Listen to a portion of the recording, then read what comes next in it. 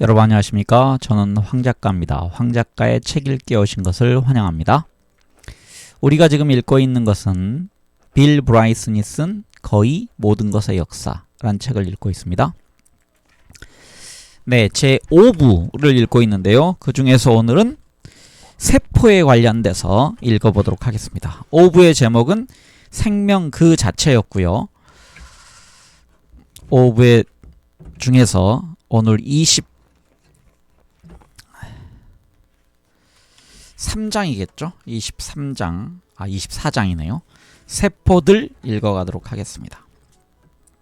네, 우리 책의 390쪽입니다. 24장 세포들.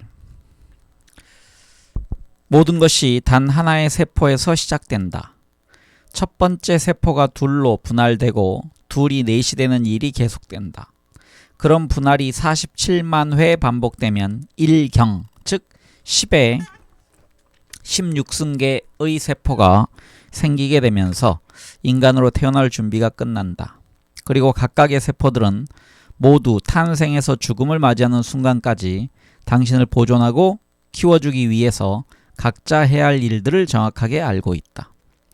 당신의 몸을 구성하는 세포에게 감출 수 있는 것은 아무것도 없다. 세포들은 당신보다 더 많은 것을 알고 있다. 각각의 세포들은 몸에 대한 지침서라고 할 수 있는 완벽한 유정 코드를 가지고 있기 때문에 자신이 해야 할 일뿐만 아니라 몸속의 다른 세포들이 하는 일에 대해서도 모두 알고 있다. 한순간이라도 세포에게 아데노신 3인산 밑에 지금 각주가 있습니다. 읽도록 하겠습니다. 먼저 문장을. 아데노신 3인산의 농도를 살펴보라거나 또는 예기치 않게 생겨난 과량의 엽산을 처리할 것을 찾으라는 명령을 할 필요가 없다. 네, 두 가지가 있네요. 아데노신 3인산에 대한 설명은요. 세포 내에서 일어나는 산화 반응에서 만들어지는 고에너지 효소로서 세포가 필요로 하는 에너지를 공급하는 역할을 한다. 이게 아데노신 3인산이고요. 그리고 지금 엽산이라는 게 나왔습니다. 핵산을 합성하고 적혈구를 만드는데 꼭 필요한 수용성 비타민 B의 일종 이렇게 되어 있습니다.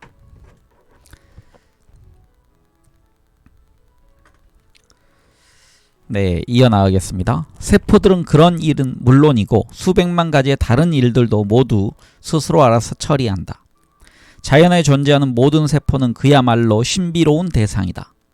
가장 단순한 것이라고 하더라도 인간의 독창성을 훨씬 벗어날 정도이다. 예를 들어서 가장 간단한 효모 세포를 만들려고 하더라도 보잉 777 여객기에 필요한 부품의 수만큼에 해당하는 성분들을 초소형으로 만들어서 지름이 5마이크론 정도 되는 공 속에 맞추어 넣어야 한다. 그리고 그렇게 만든 공이 스스로 번식할 수 있도록 해야만 한다. 그런데 효모 세포는 인간의 세포와는 비교할 수도 없다.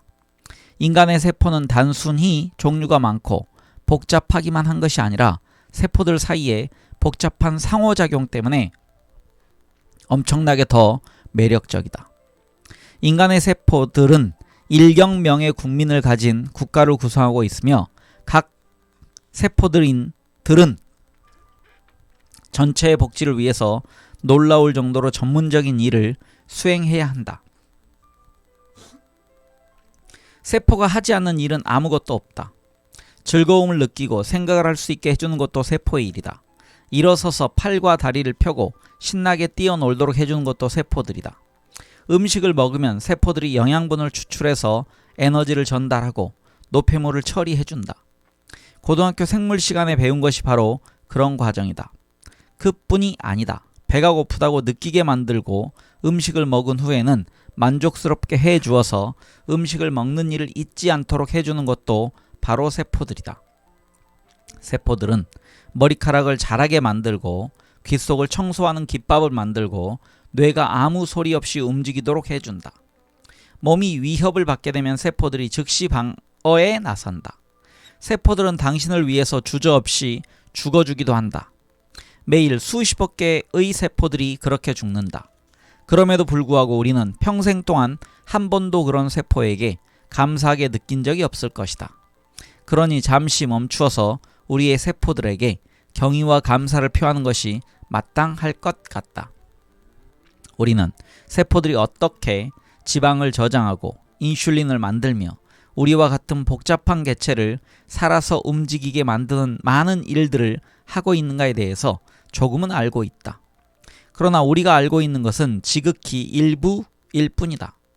몸속에서 어렵게 만들어지는 단백질의 종류만 하더라도 20만 종이나 되지만 그 중에서 우리가 기능을 알고 있는 것은 2% 정도에 불과하다. 그 비율이 50% 정도라는 주장도 있지만 그것은 알고 있다는 것이 무엇을 뜻하는가에 따라 달라진다. 세포 수준에서도 놀라운 일은 대단히 많다. 자연에서 일산화질소는 무시무시한 독소로 아주 흔한 대기 오염 물질이다. 그렇기 때문에 1980년대 중반에 인간의 세포에서 그런 물질을 생산하고 있다는 사실을 발견하게 된 것은 과학자들에게 깜짝 놀랄 일이었다.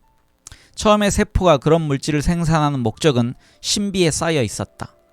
그런데 과학자들은 일산화질소가 혈액의 흐름과 세포의 에너지 수준을 조절하고 암세포를 비롯한 암세포를 비롯한 병원체를 공격하고 후각을 조절하며 심지어 음경의 발기를 도와주는 등 몸속의 모든 곳에서 다양한 기능을 하고 있다는 사실을 발견하게 되었다. 그리고 잘 알려진 폭발물인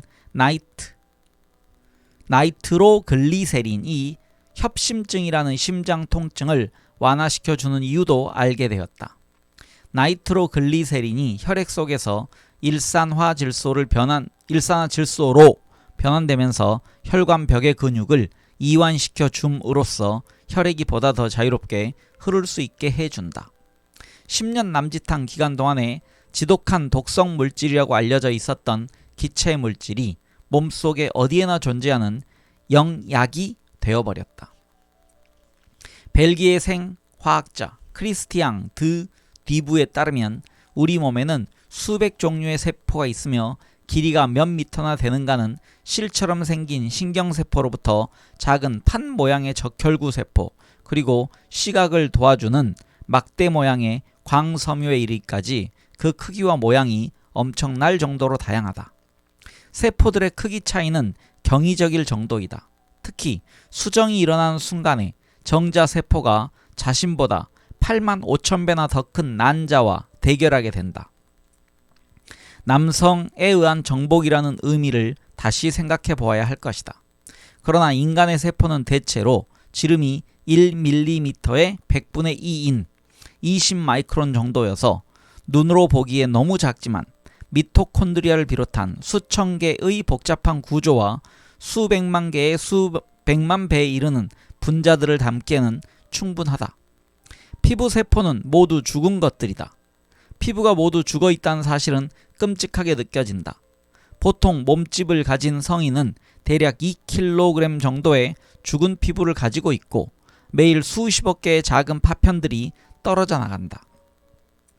먼지가 쌓인 선반을 손가락으로 닦으면 오래된 피부가 묻어나온다고 생각하면 된다. 대부분의 세포는 한 달 이상 사는 경우가 드물지만 예외도 있다. 간세포의 경우에는 그 구성 성분이 며칠마다 새로 만들어지긴 하지만 몇 년 동안 살아 있을 수 있다. 뇌세포는 평생을 함께한다. 출생할 때 1000억 개 정도의 뇌세포가 만들어지면 그것이 전부가 된다. 그리고 매시간 500개 정도가 죽는 것으로 추정되기 때문에 심각한 고민을 하려면 시간을 낭비하지 말아야 한다. 그러나 간세포와 마찬가지로 뇌세포의 경우에도 그 구성 성분들은 대략 한 달 만에 완전히 새로운 것으로 바뀌게 된다는 것이 다행이다. 실제로 몸속에 떠돌아다니는 분자는 말할 것도 없고 어느 한 조각도 9년 이상 된 것은 아무것도 없다고 한다. 실감이 나지 않겠지만 세포 수준에서 보면 우리는 모두 어린 아이인 셈이다. 세포를 처음 설명했던 사람은 앞에서 설명했던 것처럼 아이작 뉴턴과 함께 역제곱 법칙의 발견 공로로 다투었던 로버트 훅이었다. 훅은 68년에 일생 동안 많은 업적을 이룩했다. 그는 뛰어난 이론가이면서 독창적이고 유용한 도구를 만드는 훌륭한 재능도 가지고 있었다. 그러나 1665년에 발간된 그의 유명한 책이었던 작은 도면들 또는 확대경을 이용한 작은 생물의 생리학적 설명이란 책보다 사람들의 관심을 더 많이 끌었던 것은 없었다. 그 책에 매혹된 사람들은 누구도 상상하지 못했을 정도로 다양하고 복잡하고 정교한 구조를 가진 작은 세상을 볼 수 있었다. 훅이 처음 찾아낸 미시 세계의 특징은 식물에서 발견했던 작은 방들이었다. 그는 그 모습이 수도자들의 방을 닮았다고 해서 세포, 즉 셀이라고 불렀다. 훅의 계산에 따르면 1제곱센티미터의 코르크의 그런 작은 방이 1억 9,500만 25만 5,750개나 있는 셈이다. 제가 숫자를 정확히 읽었습니다. 과학에서 그렇게 큰 숫자가 등장한 것은 그것이 처음이었다.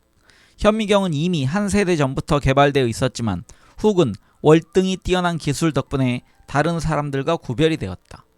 그가 사용하던 현미경의 배율은 17세기 광학 기술로 얻을 수 있었던 최고의 값이었던 30배율이었다.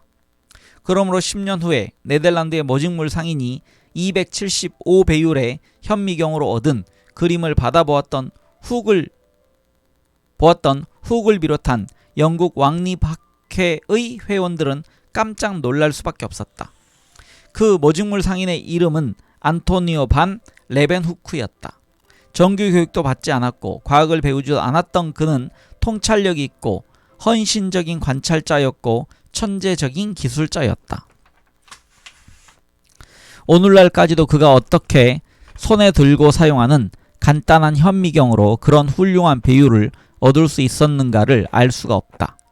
나무로 만든 손잡이에 작은 볼록 유리가 박혀 있던 그의 현미경은 우리가 알고 있는 현미경이라기보다는 확대경에 더 가까운 것이었지만 사실은 그 어느 것도 아니었다. 레벤후크는 실험을 할 때마다 새로운 장치를 만들었고 가끔씩은 영국 사람들에게 성능을 개선하는 방법을 조금씩 알려주긴 했지만 자신의 기술을 철저하게 비밀에 붙였다. 밑에 레벤후크에 관련된 설명이 좀 있습니다. 이걸 참고로 읽어드리겠습니다. 레벤후크는 델프트의 유명 인사였던 화가 얀 베르메르와 친한 친구였다.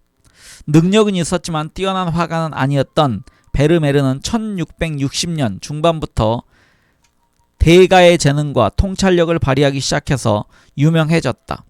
확실하게 증명되지는 않았지만 그가 렌즈를 통해서 영상을 평면에 투영시키는 장치인 카메라 옵스큐라를 사용했을 것이라고 짐작이 된다.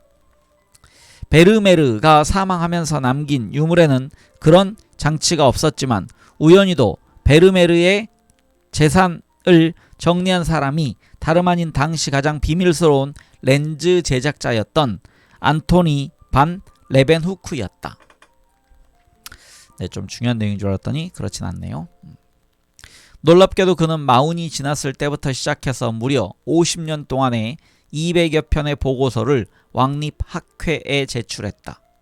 모두가 그가 알고 있는 유일한 언어였던 네덜란드어로 쓰여진 것이었다. 레벤후크는 아무런 설명도 없이 자신이 관찰한 사실과 훌륭한 그림만 보고서로 제출했다. 그는 빵, 곰팡이, 벌침, 혈액세포, 이빨, 머리카락, 자신의 침, 여기서 뱉는 침 같습니다. 대변과 자신의 정액, 마지막 두 개에 대해서는 고약함에 대해서 사과를 곁들였다를 비롯해서 살펴볼 수 있는 것이라면 거의 모든 것에 대한 보고서를 제출했다. 대부분이 미시적인 수준에서는 본 적이 없었던 것들이었다.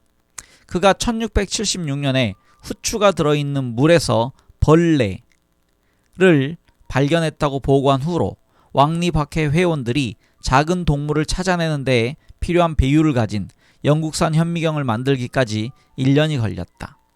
레베누크가 발견했던 것은 원생 동물이었다. 그는 물 한 방울 속에 그런 작은 벌레가 네덜란드의 인구보다 더 많은 828만 마리가 있을 것이라고 추정했다. 세상에 살고 있는 생명체의 종류와 수는 상상을 넘어서는 것이었다.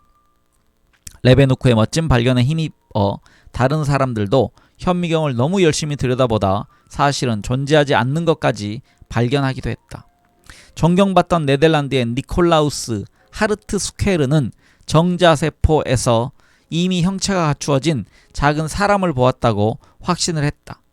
하르트 스퀘르는 작은 사람들을 난쟁이라고 불렀고, 한동안 사람들은 인간을 비롯한 모든 생명체는 작지만 완전한 선구 존재가 엄청나게 팽창된 것이라고 믿었다. 여기서 제가 모르는 용어가요, 이 선구 존재라는 겁니다. 아마 선구 존재란 건 미리 구체화되어 있는 존재. 이게 좀 저 같은 사람을 위해서 한문이 오른쪽에 좀 있어야 되는데요, 한문이 없습니다. 그렇다고 해서 제가 한문을 잘한다는 얘기입니다. 농담이고요, 잘 못합니다.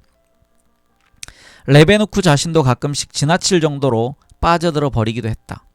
아주 가까이에서 화약이 터지는 모습을 관찰하려고 했던 것이 최악의 실패였다. 그는 눈이 거의 멀 뻔했다. 레벤후크는 1683년에 세균을 발견했지만 현미경 기술의 한계 때문에 그로부터 150년 동안에는 아무런 진전도 없었다. 1831년이 되어서야 세포의 핵을 처음 볼 수 있게 되었다.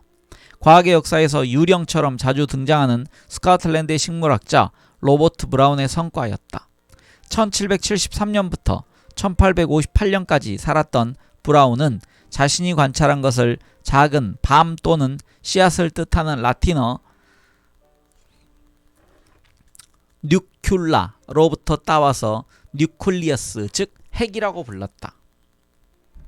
그러나 살아있는 것은 모두 세포를 가지고 있다는 사실을 알아낸 것은 1839년의 일이었다. 그런 사실을 밝혀낸 것은 독일 사람 테오도르 슈반이었다. 그러나 그의 성과는 과학적인 통찰력으로도 비교적 늦은 것이었을 뿐 아니라 처음에는 인정을 받지도 못했다. 생명은 저절로 나타날 수가 없고 이미 존재하는 세포로부터 시작되어야만 한다는 사실이 확실하게 밝혀진 것은 1860년대에 루이 파스테르의 기념비적인 업적에 의해서였다. 그런 주장은 세포설이라고 하며 현대 생물학의 기반이 되었다. 세포는 물리학자 제임스 트래필에 의하면 복잡한 화학 정유 공장에서 생화학자 가이 브라운에 의하면 거대하고 비옥한 대도시에 이르기까지 여러 가지에 비유되었다. 세포는 그런 모든 것이기도 하고 그렇지 않기도 하다. 세포는 거대한 규모로 화학활동을 몰두하고 있다는 점에서는 정유공장과 비슷하고 매우 바쁘고 복잡하며 혼란스럽고 무질서한 것처럼 보이기도 하지만 그 속에 어떤 체계가 존재한다는 점에서는 대도시와 비슷하다. 그러나 세포는 어떤 도시나 공장보다 더 악몽 같은 곳이기도 하다. 우선 세포 규모에서는 중력이 별 효과가 없기 때문에 위아래가 없고 원작 크기 정도의 공간이라도 그냥 버려지는 곳이 없다. 세포 속의 모든 곳에서 움직임이 계속되고 있고 전기 에너지가 끊임없이 날아다니고 있다. 전기의 존재를 느끼지 못하지만 사실은 그렇지 않다. 우리가 먹는 음식과 호흡하는 산소가 세포 속에서 결합되면서 전기가 발생한다. 우리가 서로 엄청난 충격을 주거나 앉아있는 소파를 태워버리지 않는 것은 전기가 아주 작은 규모로 만들어지기 때문이다. 0.1V가 나노미터 정도의 거리를 움직일 뿐이다. 그렇지만 움직이는 거리를 1m 정도로 확대해보면 뇌우와 비슷한 2000만 볼트 정도에 해당한다. 크기나 모양에 상관없이 몸속에 있는 세포들은 기본적으로 똑같은 계획에 의해서 만들어진다. 모두가 세포막이라고 하는 바깥 껍질과 생명체를 살아있도록 해주기 위해서 꼭 필요한 유전 정보가 들어있는 핵, 그리고 그 사이에 바쁜 일이 일어나고 있는 세포질로 구성되어 있다. 세포막은 흔히 생각하듯이 뾰족한 바늘이 있어야만 구멍을 뚫을 수 있는 견고하고 탄력 있는 껍질이 아니다. 오히려 세포막은 셔윈 비 널랜드의 표현을 빌리면 경질 기계유와 비슷한 지질이라는 지방성 물질로 만들어져 있다. 여기서 지질은 그 지방할 때 지자입니다. 그리고 질은 품질할 때 그 질입니다. 그래서 지방질이란 얘기입니다. 그런 막이 놀라울 정도로 약한 것이라고 생각된다면 미시적인 수준에서는 물질이 전혀 다른 특성을 보인다는 사실을 기억해야 한다. 분자 수준에서 물은 일종의 강력한 젤이고 지질은 철과 비슷하다. 세포 속의 모습은 그렇게 아름답지 않다. 세포를 구성하는 원자를 팥알 정도의 크기로 확대한다면 세포 자체는 대략 지름이 800m 정도 되고 세포 골격이라고 부르는 받침대들이 복잡하게 얽혀 있다. 그 속에서는 농구공이나 혹은 자동차만한 온갖 크기를 가진 수백만 배에 해당하는 물체들이 총알처럼 날아다닌다. 모든 방향에서 몇 초 수천 번씩 얻어맞지 않고 안전하게 서 있을 수 있는 곳은 어디에도 없다. 세포 속에서 언제나 존재하는 것에게조차도 위험한 곳이다. DNA 사슬은 평균적으로 8.4초마다 갑자기 날아와서 아무렇게나 칼질을 하고 지나가 버리는 화학물질들에 의해서 공격을 당하거나 손상을 입는다. 하루에 1만 번씩이나 그런 일이 일어나는 셈이다. 세포가 죽지 않고 살아남으려면 신속하게 그런 부상에서 회복할 수 있어야만 한다.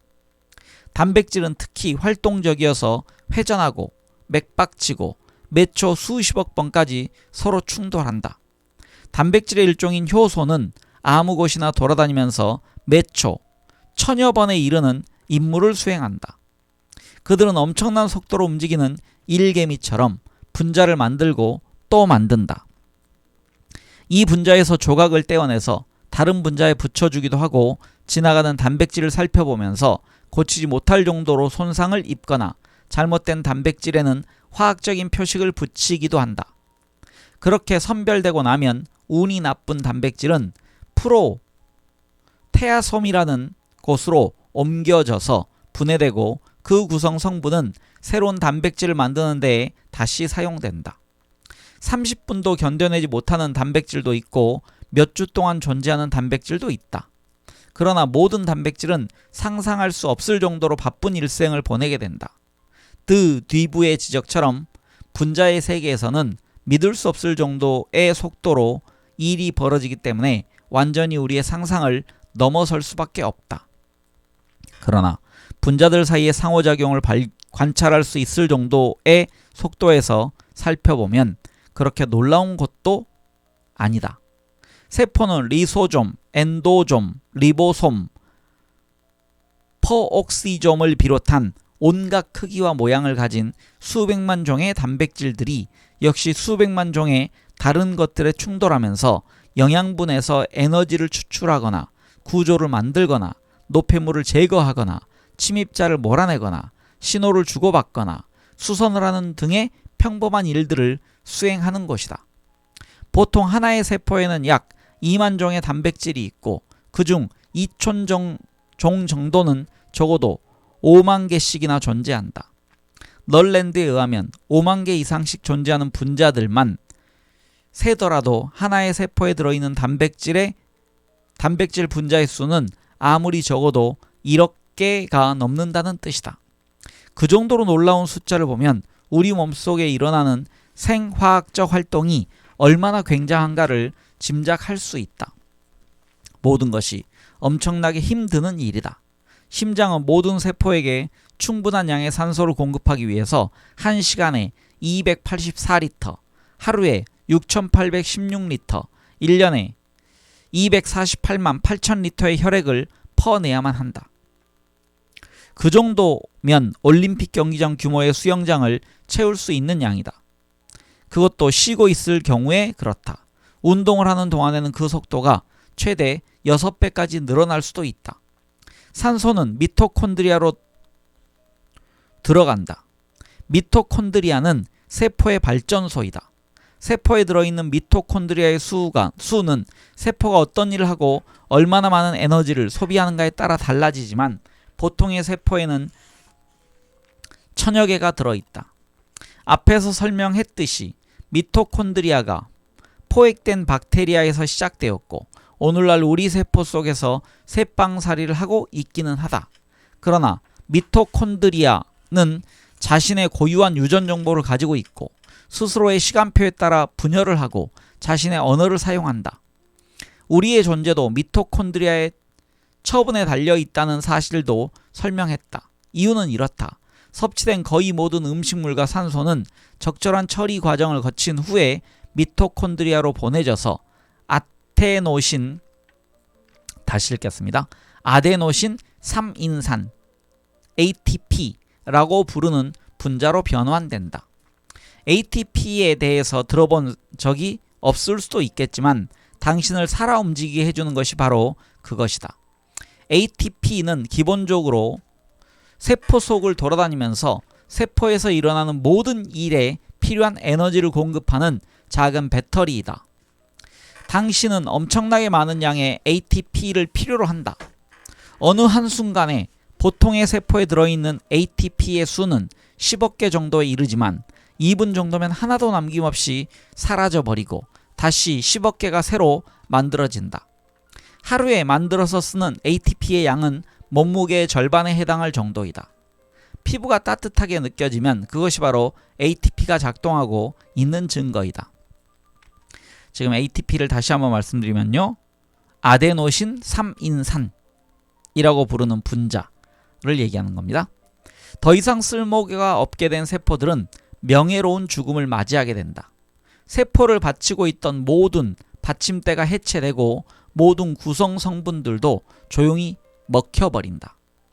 그런 과정은 계획된 세포의 죽음, 즉 아포토시스라고 부른다. 매일 수십억 개의 세포들이 당신을 위해서 죽어가고 수십억 개의 다른 세포들이 남은 것을 청소해준다.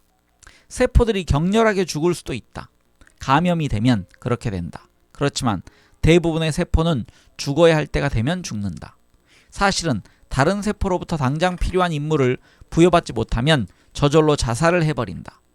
세포들은 끊임없이 다독거려 주어야만 한다. 가끔 일어나는 일이긴 하지만 세포가 예정된 순서에 따라 사라지기만 하는 것은 아니다. 분열되면서 마구 성장하기도 하는데 그 결과를 암이라고 부른다.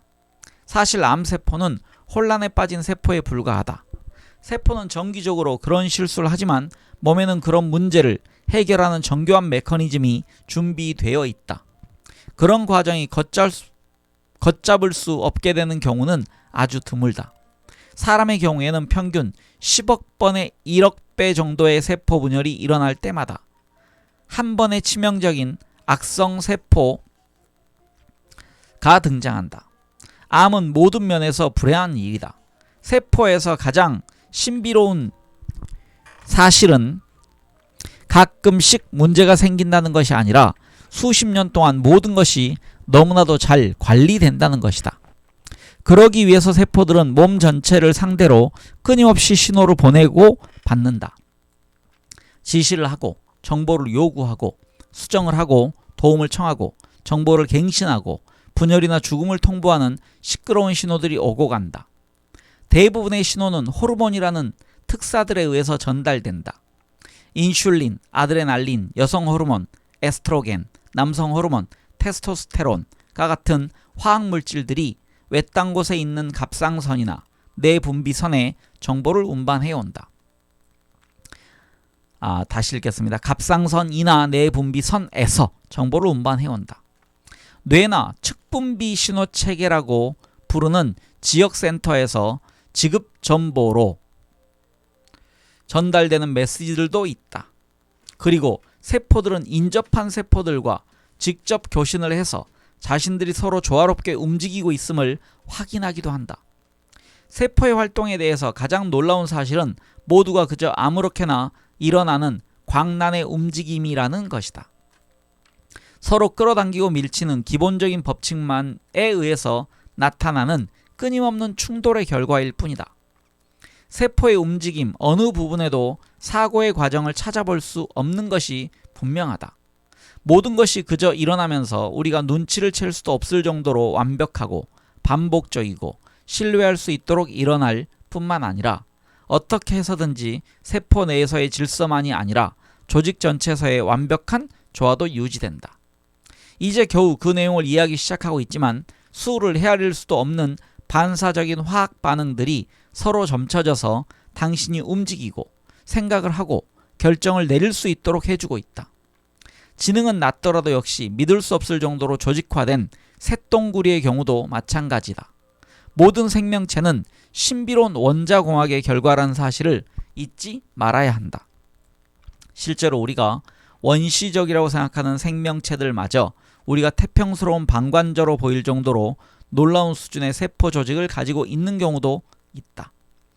해면을 채로 걸러서 세포들을 해체시킨 후에 다시 물속에 던져 넣으면 세포 조각들이 다시 모여들어서 스스로 다시 해면의 구조를 회복한다.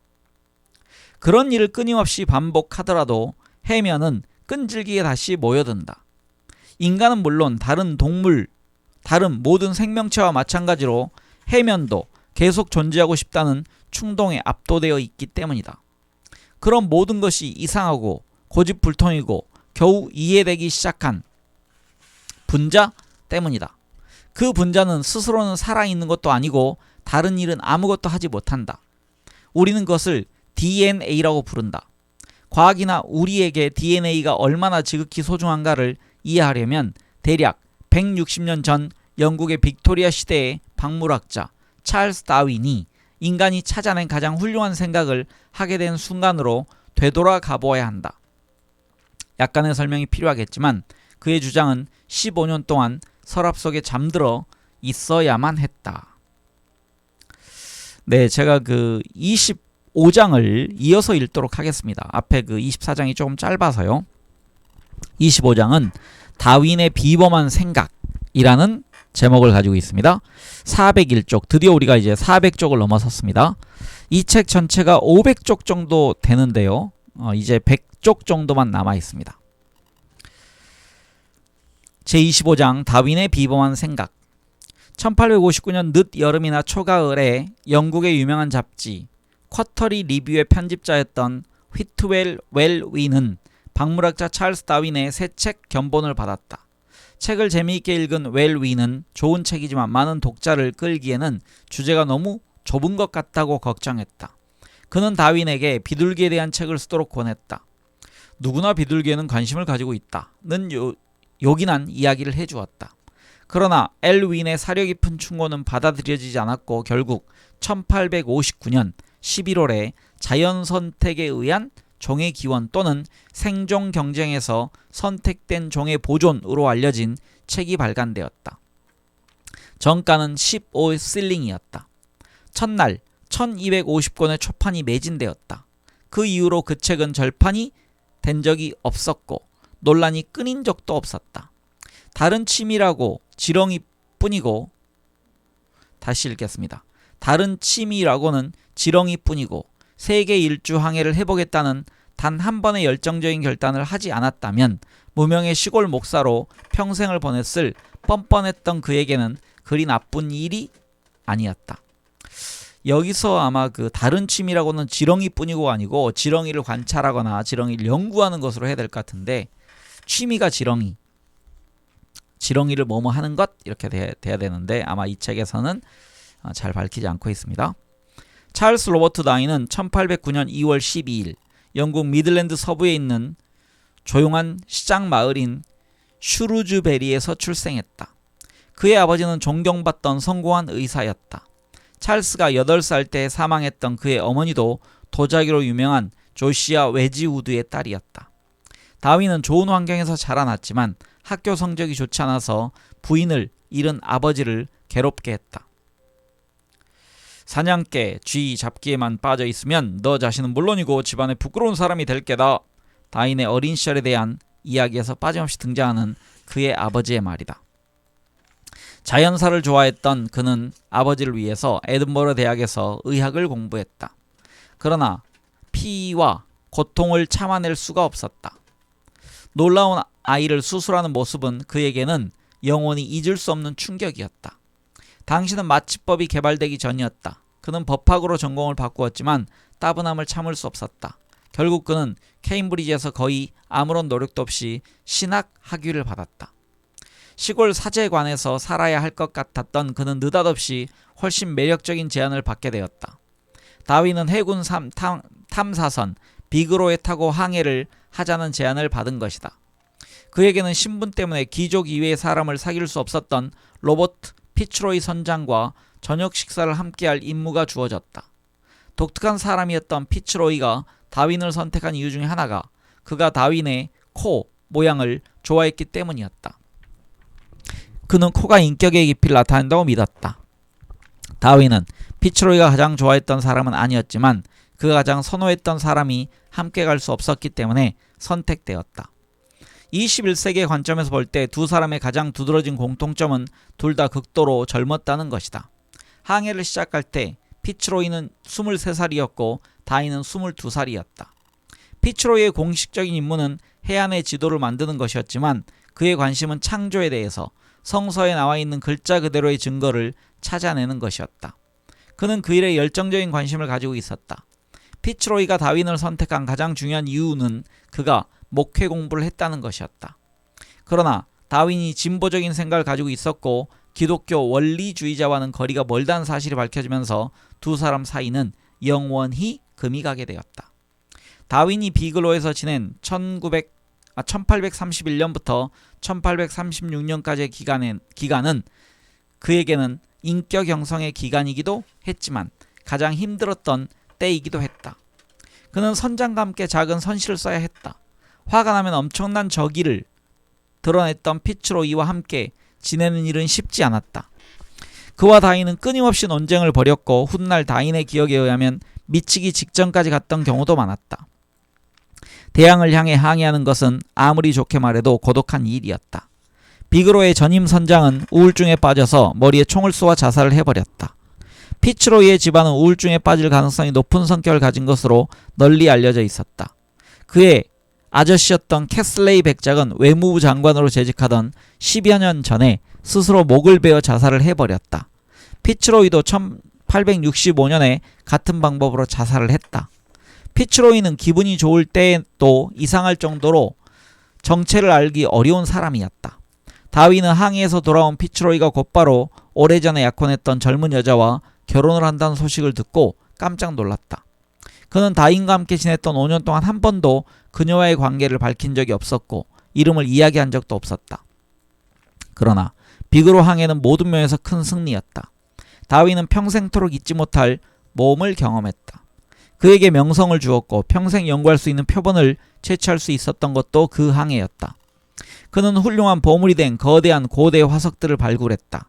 그가 찾아낸 메가테리움 화석은 지금까지 가장 훌륭한 것으로 알려져 있다. 그는 칠레에서 치명적인 지진으로부터 살아남았고 새로 발견한 돌고래 종에게 델피누스 피츠로이라는 이름을 붙여주었고 안데스 전역에 대한 지질학적 연구에 심혈을 기울였으며 산호환초의 형성에 대한 훌륭한 이론을 새로 발견해냈다.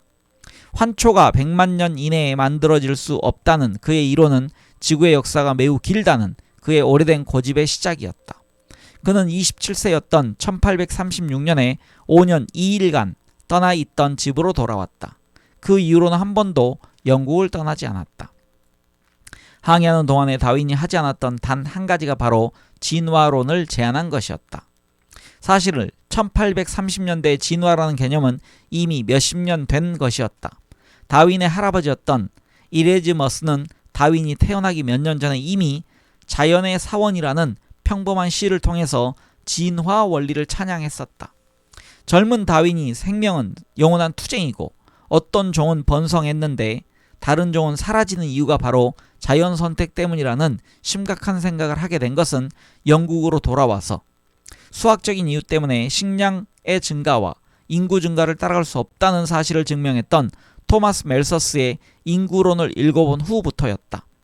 구체적으로 다윈이 깨달았던 것은 모든 생물들은 자원을 확보하기 위해 경쟁을 해야 하고 선천적인 장점을 가진 생물은 번성하면서 그 장점을 후손에게 물려주게 된다는 것이었다. 생물종들은 그런 방법으로 끊임없이 개선된다는 것이다. 그의 주장은 놀라울 정도로 단순해 보인다. 실제로도 놀라울 정도로 단순한 주장이었지만 그럼에도 많은 것을 설명해 주었다. 다윈은 평생을 바칠 준비를 하고 있었다. 지금까지 그런 생각을 하지 못했다니 얼마나 어리석은가. 종의 기원을 읽은 후에 T.H. 헉슬리가 내뱉은 감탄은 그 이후로 끊임없이 반복되었다. 흥미롭게도 다윈은 자신의 글에서 적자생존이라는 표현을 쓰지 않았다. 그러나 그 말을 좋아한다는 사실은 밝혔다.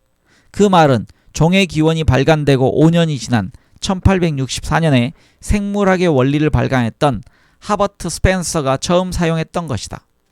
그는 종의 기원, 6판이 발간될 때까지는 진화론, 에볼루션이란 말 대신 변종의 후손이라는 표현을 썼다. 6판이 발간될 때는 그 말이 너무 널리 알려져서 어쩔 수가 없었다.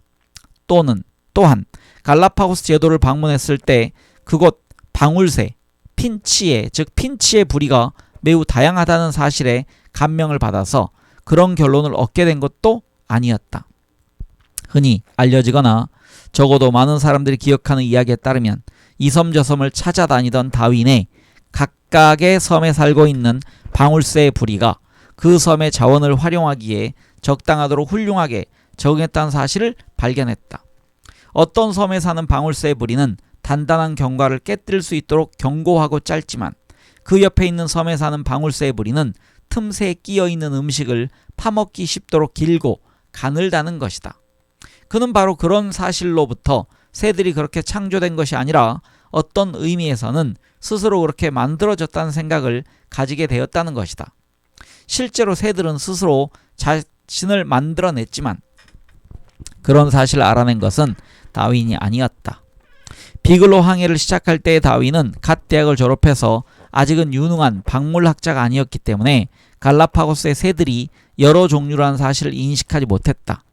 다윈이 발견한 것은 사실은 방울새들이 서로 다른 재능을 가지고 있다는 것임을 알아낸 사람은 다시 읽겠습니다. 다윈이 발견한 것이 사실은 방울새들이 서로 다른 재능을 가지고 있다는 것임을 알아낸 사람은 그의 친구였던 조류학자 존 굴드였다. 문장이 조금 이상하게 되어 있지만 이해하시기 바랍니다. 불행하게도 경험이 없었던 다윈은 어느 새가 어느 섬에 사는 것인가를 기억하지 못했다. 그는 거북의 경우에도 비슷한 실수를 했다. 갈피를 잡기까지는 몇 년의 세월이 걸렸다. 그런 실수도 있었지만 비글호에서 가져온 많은 표본 상자들을 정리해야 했기 때문에 다윈이 마침내 자신의 새로운 이론의 기초를 스케치하기 시작한 것은 영국으로 돌아와서 6년이 지난 1842년부터였다. 2년 후에는 230쪽이나 되는 스케치로 늘어났다. 그린 후에 그는 아주 이상한 일을 했다. 그린이 아니고요. 그런 후에 고치겠습니다. 자신의 노트를 옆으로 제쳐두고 15년 동안 다른 일에 빠져버렸다. 그동안 그는 자식을 열이나 보았고 거의 8년 동안은 따개비에 대한 책을 쓰는 데 열중했다. 그 작업을 끝내고 난 그가 다른 어떤 사람보다도 따개비를 싫어한다고 말했던 것은 이해가 된다. 그런 후에는 이상한 병에 걸려서 만성적으로 피곤하고 정신을 잃고 그의 표현에 따르면 혼란스럽게 느끼기 시작했다. 언제나 심한 메스꺼움을 느꼈고 가슴 통증, 편두통과 피로에 시달렸으며 눈앞에 점이 보이기도 했고 숨이 차기도 했고 머리가 흔들리고 우울증에 빠지기도 했다. 병의 원인은 확실하게 밝혀지지 않았지만 여러 가지 가능성 중에서 가장 낭만적이고 가능성이 높은 것은 샤가스 병이었다. 남아메리카의 편모충 때문에 걸렸을 수도 있던 이 열대병은 쉽게 치료할 수도 없었다. 그의 증세가 정신적이라는 더 평범한 진단도 있다. 어떤 경우이거나 불행한 일이었다. 그는 한 번도 20분 이상 일을 할 수가 없었고 때로는 그 정도로 할 수가 없었다. 그는 여생의 대부분을 점점 더 절망적인 치료로 보내야만 했다. 얼음 목욕도 하고 식초의 목욕을 하기도 했고 몸에 소량의 전류를 흘려주는 전기 사슬 치료를 받기도 했다. 그는 켄트의 다운하우스를 벗어나지 않는 은둔자가 되어버렸다. 이사를 한 후에 그가 가장 먼저 했던 일은 방문자를 미리 확인해서 필요하면 피할 수 있도록 서재 창문 밖에 거울을 세우는 것이었다. 다윈은 자신의 이론이 심한 논란을 일으킬 것이라는 사실을 알았기 때문에 아무에게도 밝히지 않았다. 그가 노트를 치워버렸던 1844년에는 학계 전체가 인간이 열등한 영장류에서 신의 도움 없이 진화했다고 주장하는 창조의 자연사적 흔적이라는 책 때문에 분노했다. 논란을 예상했던 저자는 자신의 정체를 조심스럽게 감추어 버렸다. 그는 40년 동안 아주 친한 친구들에게 자신의 정체를 밝히지 않았다. 다윈이 저자일 수도 있다고 생각했던 사람들도 있었다. 빅토리아 여왕의 남편이었던 엘버트 공을 의심했던 사람들도 있었다. 그러나 그 책의 저자는 아무도 의심하지 않았던 스코틀랜드의 성공한 출판인 로버트 체인버스였다. 그가 자신을 드러내지 않았던 데에는 개인적인 이유도 있었다. 그의 회사는 성서를 가장 많이 출판하던 회사였다. 창조의 자연사적 흔적이란 책은 영국은 물론이고 다른 국가에서도 성직자들의 심한 저주를 받았고 상당한 학문적 분노를 불러일으키기도 했다. 에든버러 리뷰는 거의 전부에 해당하는 84쪽에 걸쳐 그 책을 산산이 뜯어서 비판을 했다. 진화론을 추종했던 T.H. 헉슬리마저도 저자가 자신의 친구라는 사실을 모르고 그 책을 신랄하게 비판했다. 밑에 그 설명이 있습니다. 다윈은 제대로 짐작을 했던 몇 사람 중에 하나였다. 그가 어느 날 우연히 체인버스를 방문했을 때 창조의 자연사적 흔적에 육판 견본이 배달되었다. 두 사람은 그 책에 대해서 이야기를 나누지는 않았지만 그가 개정판을 주의 깊게 살펴보았던 것이 힌트였다.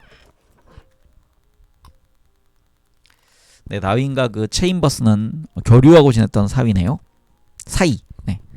다윈의 원고는 그가 사망할 때까지 숨겨져 있었을 수도 있었다. 그러나 1858년 초여름에 극동지방으로부터 놀라운 소포가 전해졌다.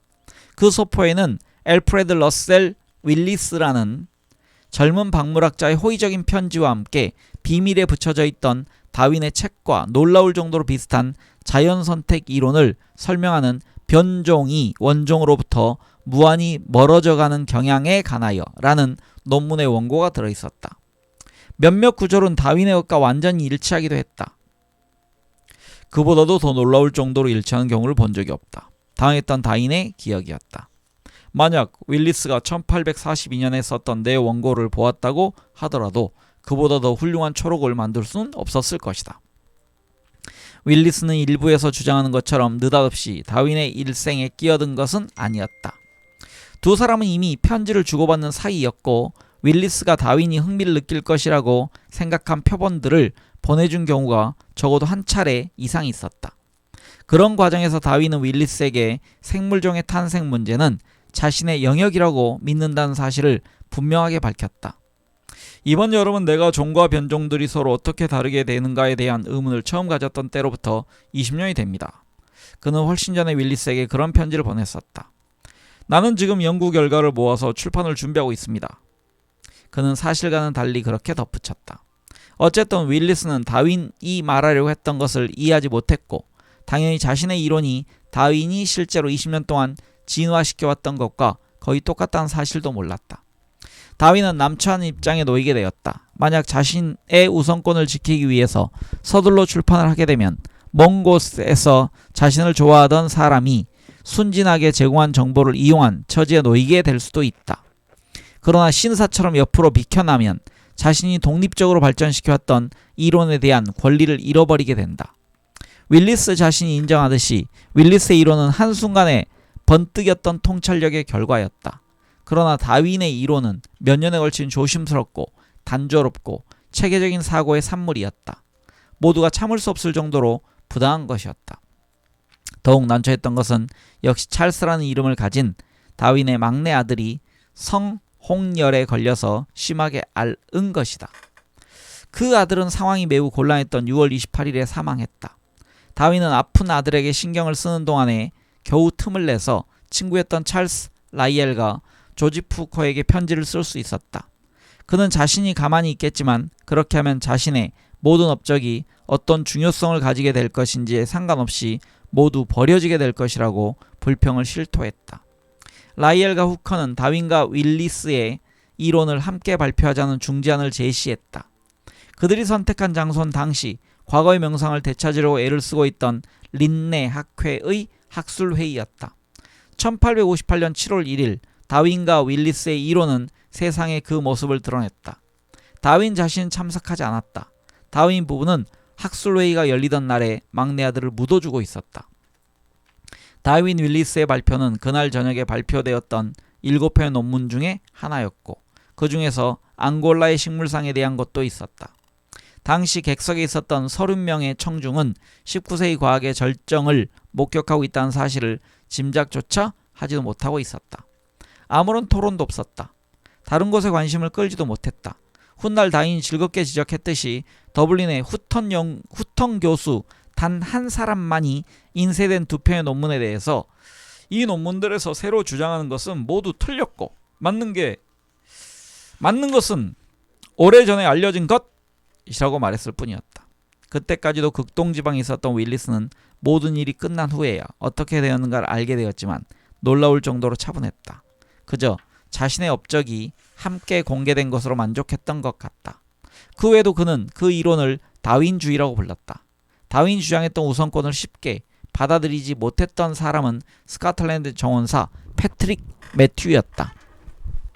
놀랍게도 그 역시 다윈이 비글로 항해를 떠나던 바로 그의 자연 선택의 원리에 대한 생각을 하게 되었다. 불행히도 매튜는 자신의 주장을 해군 목재 및 수목재배라는 잘 알려지지 않은 책에 발표했다. 다윈은 물론이고 전 세계가 그의 논문이 존재한다는 사실조차 알지 못했다. 매튜는 다윈이 실제로는 자신의 생각을 가지고 모든 곳에서 인정을 받는 모습을 보고 정원사 신분에 편지를 보내는 등 적극적으로 항의를 했다. 다윈은 지체 없이 사과를 했지만 기록을 위해서 해군 목재 및 수목재배 부록으로 실렸던 그의 주장이 얼마나 간결했던가를 생각하면서 나는 물론이고 다른 어떤 박물학자도 매튜 씨의 주장에 대해서 들어본 적이 없었던 것은 놀라운 일이 아니라고 생각한다고 주장했다. 윌리스는 그 후로도 50년 동안 박물학자로 활동하면서 가끔씩 훌륭한 결과를 발표하기도 했지만 심령술이나 우주의 다른 곳에 생명이 존재할 가능성 같은 이상한 문제에 흥미를 가지면서 과학계로부터 멀어지게 되었다. 그래서 그 이론은 저절로 다윈 혼자만의 이론이 되어버렸다. 다윈은 자신의 이론 때문에 끊임없이 괴로움을 당했다. 그는 스스로를 악마의 전도사라고 불렀고 그런 이론을 밝혀내는 일은 살인을 자백하는 것 같다고 했다. 다른 무엇보다도 자신의 이론이 신앙심이 깊은 사랑하는 아내에게 큰 고통이 된다는 사실을 알고 있었다. 그럼에도 불구하고 그는 곧바로 자신의 원고를 책이 될 정도로 늘리기 시작했다.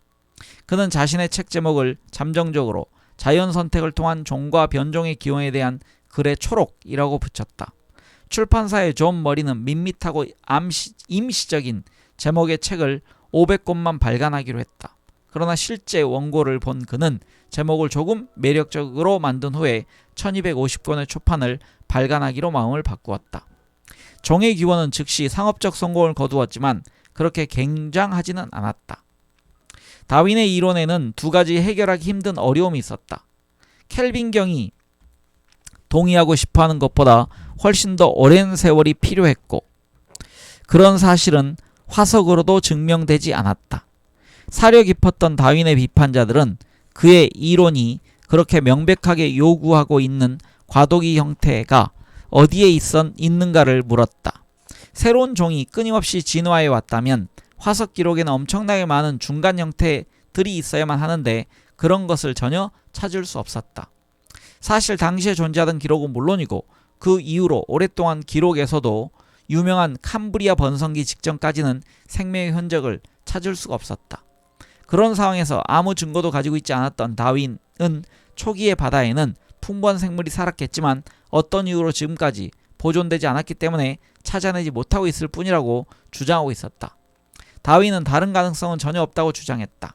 그는 가볍게 현재 상황은 이해하기 어려운 것이 틀림없고 그런 주장을 반박하려면 확실한 근거가 필요할 수도 있다고 말했지만 다른 가능성은 절대 인정하지 않았다.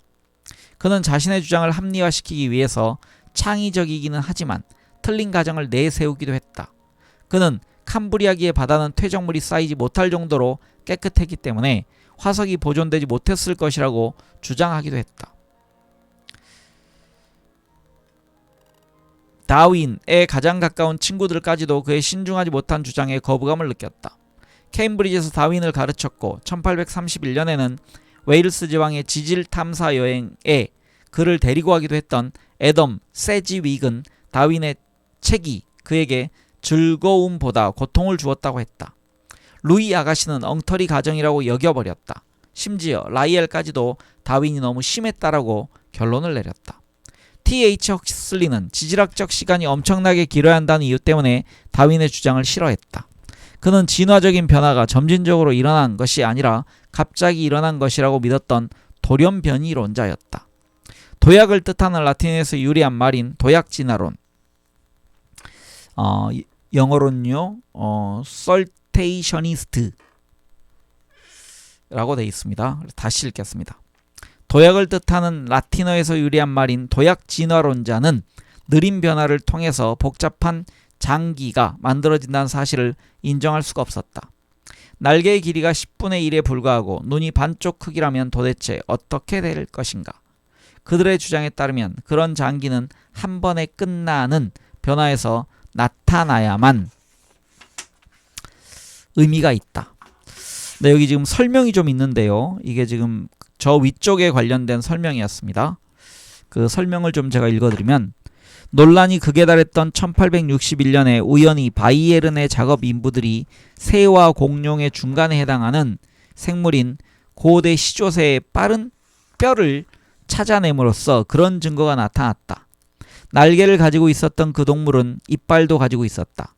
그 발견은 감동적이고 큰 도움이 되었으며 그 중요성에 대해서 큰 논란이 있었지만 단 하나의 발견을 결정적이라고 여기긴 어려웠다. 즉, 지금 밑에 제가 설명을 읽은 부분은 그렇게 진화한다면 중간 단계를 보여줘야 하는 것 아니냐, 중간 형태들이 있어야 한다. 여기에 대해서 지금 화석이 나왔다는 설명입니다. 헉슬리와 같은 진보적인 학자가 그런 믿음을 가지고 있었던 것은 놀라운 일이었다. 그런 믿음은 1802년에 영국의 신학자 윌리엄 페일리가 처음 주장했던 설계 논증, 영어로 Argument from Design 이라는 지극히 보수적인 종교적 주장과 아주 비슷하기 때문이다. 페일리는 회중시계를 한 번도 본 적이 없는 사람이라고 하더라도 땅에 떨어진 회중시계를 보면 즉시 그것이 기능을 가진 존재에 의해서 만들어진 것임을, 기능이 아니고요, 지능입니다. 그래서 다시 읽겠습니다. 지능을 가진 존재에 의해 만들어진 것임을 알 수 있다고 주장했다. 그는 자연도 마찬가지라고 믿었다. 자연의 복잡성은 창조주의한 설계의 증거라는 것이다. 그런 주장은 19세기에는 설득력이 있었기 때문에 다윈도 쉽게 반박할 수가 없었다. 그는 친구에게 보낸 편지에서 지금까지도 우리 눈입니다. 눈의 문제는 정말 몸서리 쳐진다고 인정했다. 종의 기원에서 그는 자연 선택이 점진적인 단계를 거쳐서 그런 기관이 만들어진다는 주장이 아무리 생각해도 터무니없는 것이라는 점을 솔직하게 인정한다고 밝혔다.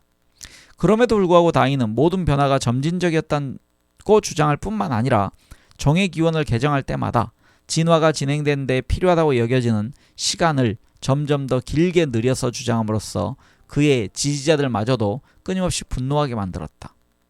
그런 주장은 더욱 인기를 잃어버리게 되었다.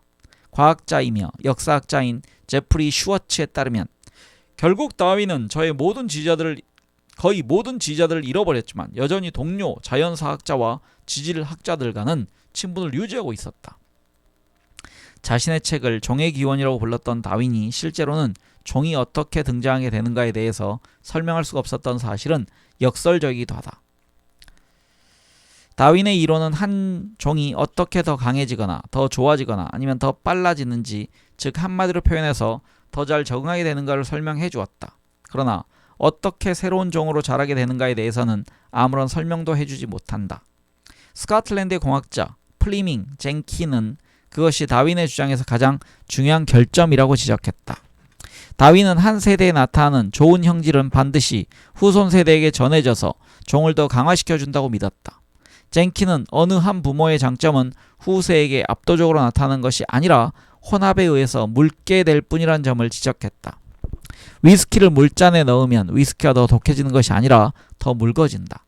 묽게 된 용액을 다른 물건에 넣으면 더욱 묽게 된다. 마찬가지로 어느 한 부모에게서 전해진 좋은 형질은 교배를 통해서 묽어져서 결국은 드러나지 않게 된다. 따라서 다윈의 이론은 변화를 설명해 주는 것이 아니라 균일함을 설명해 주는 이론이라는 것이다.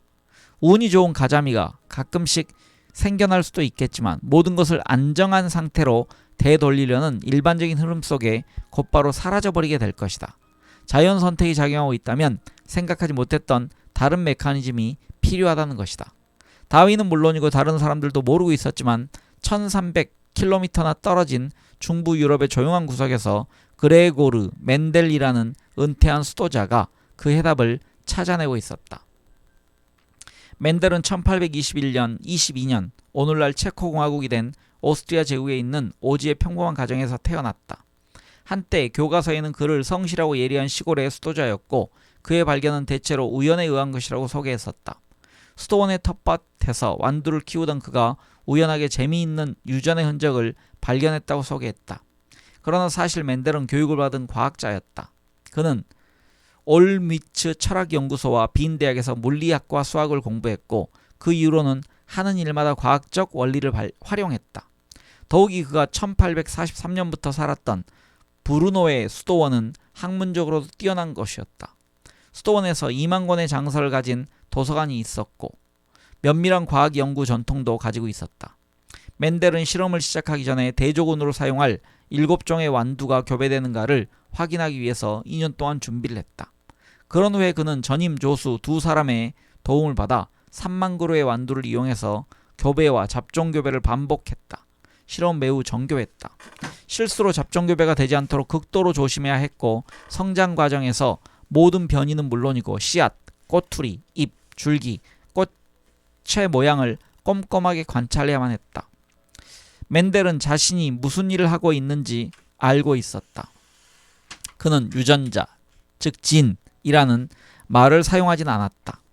그 말은 1913년에야 영국 의학사전에 등장했다. 그러나 우성, 도미넌트와 열성, 리세시브라는 단어는 그가 만든 것이었다. 멘델이 확실하게 알아낸 사실은 모든 씨앗에는 그가 우성과 열성이라고 불렀던 두 종류의 인자, 팩토 또는 요소, 엘리먼트가 있으며 그런 인자들이 합쳐지면서 후손에게 전해지는 결과를 예측할 수 있다는 것이었다. 그는 그런 결과들을 정교한 수식으로 정리했다. 멘델이 실험을 하고 꽃과 옥수수를 비롯한 다른 식물에 비슷한 실험을 해서 그 결과를 확인하기까지 8년이 걸렸다. 문제가 있었다면 멘델이 너무 지나칠 정도로 과학적인 방법으로 접근을 했었다는 점이다. 멘델이 1865년 2월과 3월에 열렸던 브루노 자연사학회에서 다시 읽어야 되겠습니다. 자연사 학회에서 자신의 실험 결과를 발표했을 때 식물의 6종, 여기서 6종이라는 종을 기른다는 얘기입니다. 6종은 당시 많은 사람들이 관심을 가진 문제였음에도 불구하고 40여 명의 청중은 점잖게 듣기는 했지만 아무런 감동도 받지 못했다. 멘델은 자신의 논문 사본을 스위스의 위대한 식물학자 카를 비렐름 네겔리에게 보냈다. 멘델의 이론이 성공하려면 네겔리의 지원이 반드시 필요했다. 그러나 불행하게도 네겔리는 멘델이 발견한 사실의 중요성을 인식하지 못했다. 그는 멘델에게 조밥나무를 연구해보도록 추천했다. 멘델은 고분고분하게 네겔리의 제안을 받아들였지만 조밥나물에서는 유전성을 연구하기에 적당한 특징을 찾을 수 없다는 사실을 깨달았다. 네겔리가 멘델의 논문을 꼼꼼하게 읽어보지 않았거나 아니면 전혀 읽어보지 않았던 것이 분명해졌다. 실망한 멘델은 유전에 대한 연구를 포기해버리고 여생을 좋은 채소를 기르고 벌, 쥐, 태양의 흑점 등을 연구하면서 보냈다. 결국 그는 대수도 원장이 되었다. 멘델의 발견은 흔히 전해지는 것처럼 완전히 무시되지는 않았다. 그의 연구는 과학자들 사이에 지금보다 또 더 유명했던 브리테니커 백과사전에 실리는 영광을 차지했고 비렐름 울버스 포게라는 독일 과학자의 중요한 논문에 여러 차례 인용되기도 했다. 사실 멘델의 생각이 물밑으로 완전히 가라앉지 않았기 때문에 때가 무르익게 되면서 그렇게 쉽게 알려질 수 있었다. 당시에는 깨닫지 못했지만 다윈과 멘델은 20세기에 시작된 생명과학의 기초를 닦아놓았던 셈이다. 다윈은 모든 생물들이 단 하나의 공통된 선조를 가지고 있어서 서로 연관되어 있다는 사실을 알아냈고, 멘델은 어떻게 그런 일이 가능했는가를 설명할 수 있는 메커니즘을 제시했다. 두 사람은 서로에게 큰 도움이 될 수도 있었을 것이다. 멘델은 독일어판 종의 기원을 읽었던 것으로 알려져 있다. 그러므로 멘델이 자신의 연구가 다윈의 주장에 적용될 수 있다는 사실을 깨달았던 것이 틀림없지만 다윈에게 연락을 하려고 시도하지는 않았다. 다윈의 경우에도 멘델의 연구 결과를 반복해서 인용한 포케의 유명한 논문을 깊이 연구했던 것으로 알려져 있지만 그 결과를 자신의 주장과 연결시키지 못했다. 모든 사람들이 다윈의 주장에 인간이 유인원의 후손이란 내용이 포함되어 있을 것이라고 생각하고 있지만 사실은 단 한 번의 암시 이외에 그런 주장은 없었다. 그럼에도 불구하고 다윈의 이론에는 인간의 출현에 대한 암시를 눈치채는 것은 그리 어려운 일이 아니었다. 그래서 곧바로 심각한 논란이 시작되었다. 최후의 대결은 1860년 6월 30일 토요일에 옥스포드에서 개최되었던 영국 과학진흥협회 학회에서 이루어졌다. 창조의 자연사적 흔적의 저자였던 로버트 체임버스는 헉슬리로부터 그 모임에 참석해주도록 요청을 받았다. 그러나 헉슬리는 체임버스가 그렇게 이론이 분분한 문제와 어떤 관계를 가지고 있는가를 몰랐다. 역시 이번에도 다윈은 회의에 참석하지 않았다. 회의는 옥스퍼드 동물원의 박물관에서 개최되었다. 1000여 명의 청중이 몰려들었고 100여 명은 자리가 없어서 돌아가기도 했다. 사람들은 무엇인가 중요한 일이 벌어질 것이라는 사실을 알고 있었다. 그러나 뉴욕 대학의 존 윌리엄 트레이퍼가 먼저 다윈 씨의 견해를 참고한 유럽 지성의 발전이라는 제목의 졸리는 강연을 2시간 동안이나 계속했다. 마침내 옥스퍼드의 주교였던 사무엘 윌버포스가 일어나서 발언을 시작했다. 윌버포스는 그 전날 자신의 집에서 만난 리처드 오원에게서 미리 이야기를 들었거나 그랬을 것이라고 일반적으로 알려져 있다. 그는 극렬한 반다윈주의자였다. 격렬하게 끝난 일의 경우에 대부분 그렇듯이 실제로 무슨 일이 났던가에 대한 기억은 매우 다양하다. 가장 널리 알려진 이야기에 따르면 윌버포스는 언제나 그렇듯이 주저하지 않고 비웃는 표정으로 헉슬리를 바라보면서 그의 할아버지나 할머니를 통해서 유인원과 가족관계를 가지고 있다고 주장하는가를 물어보았다. 그런 표현은 분명히 빈정거리기 위해서였지만 아주 냉정한 도전처럼 느껴졌다. 헉슬리 자신의 기억에 따르면 그는 옆에 앉아있던 사람에게 주교님께서 내 손바닥에 들어오셨군요 라고 속삭인 후에 입맛을 다시면서 일어섰다. 그러나 다른 사람들은 헉슬리가 분노에 치밀어 떨었다고 기억했다. 어쨌든 헉슬리는 심각한 과학 문제를 토론한 곳에서 알지도 못하면서 쓸데없는 소리를 짓거리는 유명한 사람보다는 차라리 유인원과 혈족관계라고 주장하고 싶다고 선언했다. 그런 반격은 무례하고 수치스러울 뿐만 아니라 윌버포스의 주교직에 대한 모욕이었기 때문에 회의장은 몹시 소란스러워졌다.